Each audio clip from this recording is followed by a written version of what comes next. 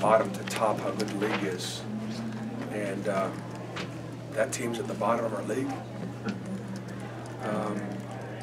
You can see why they took Kentucky to the end, and they really could have, should have won. Why they came back on Tennessee after being down 20. Roberson, I hope that's the last time we see him. He's terrific, and we did a lot of game plan to try to take him away, and there was just no taking him away. He was terrific. But these games will help make you better. I thought Jared Harper was fun to watch out there. Had great command over his team. He got the ball to the hot hand. Sometimes you've got to be careful, though, is if you just play call the hot hand, and each player is going to want to be the hot hand, and then all of a sudden it starts to be my turn, and you got to be careful about that. We're best when everybody contributes. That was Mustafa and Bryce had great games tonight, so we need a little bit more balance. Need some other guys to be able to contribute as well. I just think that would be, because you want those guys to leave in the gym feeling good about themselves, and that's what makes us a pretty good team. It's not 2 or 3 guys, it's the team. Bruce, that wasn't just the career high for Jared. That's one of the top performances in the country this season as far as assists in a game. What was it that you saw that enabled him to be able to do that tonight? Well, I thought we created offense from our defense in the first half, and so we got some in transition. We're doing a pretty good job. We try to get Jared in position to be able to make plays and spreading the floor. And, I get a lot of his assists were to Bryce or to Mustafa for some of those open shots and things like that. And really, you have guys making shots, otherwise you're not going to have that kind of a night. But Jared's our quarterback. He did a great job of play calling tonight, mixing things up. And Jared's starting to get some. What happens when a team is successful, each of those individuals are going to start getting more accolades. And people are going to start looking at our team more and go, what's up? And they're going to see a guy like Bryce Brown and his ability to play and score and the confidence and the swagger he has. And yet he's, again, you can't score on Bryce. I mean, he's just a great defensive guard. And then you look at Jared running the team, and you see all that. Then you start, well, who are some of the best point guards in the league? And all of a sudden Jared Harper he's in the conversation because his team is playing well. And when Mustafa is playing in rhythm, especially shooting the basketball, he is D and 3, man. D and 3. Defend and knock those threes down, and get to the foul line. His defense is improving. So I thought we got terrific guard play offensively tonight. What is Bryce?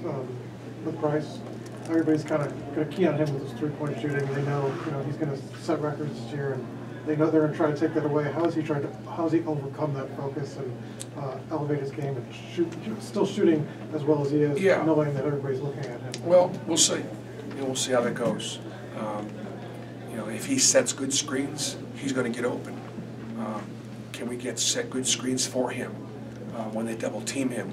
Will he be able to give it up and make plays? I mean, you just sort of evolve as the season progresses, as teams try to do different things against you. You try to anticipate what they are and then put in positions to be able to take advantage of their overplay, for example.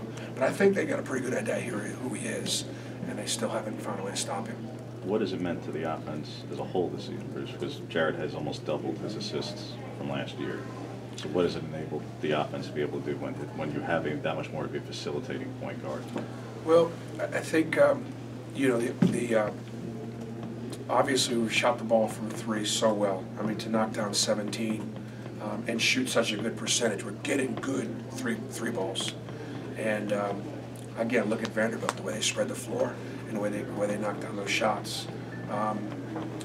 But part of it is the fact that, take the last couple possessions, when I'm able to put Deshaun Murray on a pick and pop, and he's able to pop and one time rip it, and he should have scored, and the other time they laid off and he knocked down the 3. You put four guys out there to spread the floor. You can't guard them. You can't key on one guy. And so it's I think our balance that is going to make it really hard for them to take any one guy away. But the thing I love about Jared is while he's impacting the game and clearly just having fun getting guys the ball, he's still not taking possessions off on the defensive end. He's done better. They started to go at him a little bit, and I told him that. And no player likes to hear that. And so we got to continue to have him be as effective on the defensive end as he is the offense. A little bit more on Murray. You mentioned him there, the way he finished. He had that one contested layup he didn't make, but he hit the 2 free throws. I saw you turn the bench. You just kept telling you guys, finish, finish. Yep. Then he misses a contested layup, then hits the 3, puts it out of reach. Yep. Can you just talk about Murray's play and just Yeah. not being, I guess, off kilter after missing those shots? We were plus 24 with him on the floor tonight at a 12-point win. That's significant. When he on the floor, it's the way he passes the ball, 3 assists, no turnovers, the way he rebounds the ball and ends possessions, the way he defends. He's an extremely valuable player for us and a big piece. You know, I have talked about the fact that we had a certain number of guys returning, and the other day I realized that no, we have 8 guys returning, 8 scholarship players. 6 of them are playing, but that's a lot. And that's and Deshaun was a part of it last year. He saw some of the challenges that we had, not finishing games at the foul line, or being a little selfish offensively and then not having floor balance in transition, or not ending plays by taking a charge or a rebound. We had a little bit of that tonight in the second half, and we're going to focus on that a little bit this week. Guys, there's a lot of hazards on this back nine now. There's a lot of water, a lot of sand, and there's some really good teams on this back nine. So we'll just take it one hole at a time. But we really don't have a bogey yet, but these holes are getting tougher. Bruce, as a coach, do you like the idea that it seems offensively you guys have matured so much that Jared or Mustafa gets that back cut for a dunk, and then Jared's able to go downhill all the time because they recognize the lane's wide open now. Chuma was able to get it back, was able to get a basket cut for it. I mean, to that stuff that they're doing, you're not running stuff for them on that. They're just doing it on their own. Some of that stuff that they're on the back cuts and things like that, there's a reason why they're open, and they're not just doing it on their own. But there's spacing, and again, if you've got to guard 4 guys, you're going to have a lane open, and so you know, you have to take advantage. That's, for example, taking advantage of the overplay. This, I just want to tell you what this is. Steve and I had it word tonight.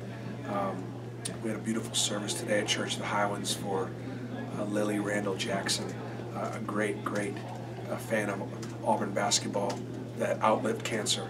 And she came to the Outlive game on Saturday. I saw her in church on Sunday, and she went to live with the Lord on Monday. And just an amazing Auburn woman, and became a good friend through our relationship at church. And then Brady and I lost one of our very best friends on Friday, Rita Roth. And Rita died of cancer also.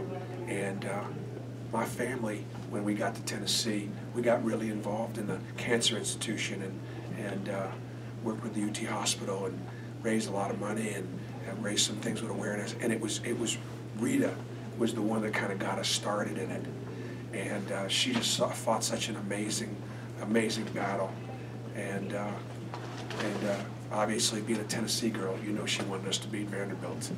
And so Steve and I had this tonight, and we're going to go see the family tomorrow. And she was a huge fan and a great friend. So we win this game tonight with a heavy heart, thinking about a couple of amazing women. Okay, thanks, guys.